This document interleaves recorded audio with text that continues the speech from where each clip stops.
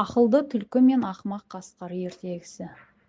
Ертеде бір орманда түлкі мен қасқыр өмір сүріпті. Түлкі өте айлакер, ал қасқыр аңқау екен. Бір күні екеуі аш қалып тамақ іздеп шығыпты. Түлкі бір шаруаның құрылығына түсіп, қалған балықтарын көзі түсіп, дереу қулығын ойлап табады. Ол қасқырға: «Ей, қасқыр бауырым, мен сен үшін балық ұстадым, бірақ өзіме жетпейді. Бар, сен де тоңған суға құйрығыңды салып отырасың. Көп балық өзінен өз ілінеді» деді. Қасқыр сеніп барды да мұз ойығына құйрығын салып отырды. Бірақ біраз уақыт өткен соң су қатып, құйрығы мұзға жабысып қалады. Сол кезде ауыл адамдары келіп қалып қасқырды қуып жібереді.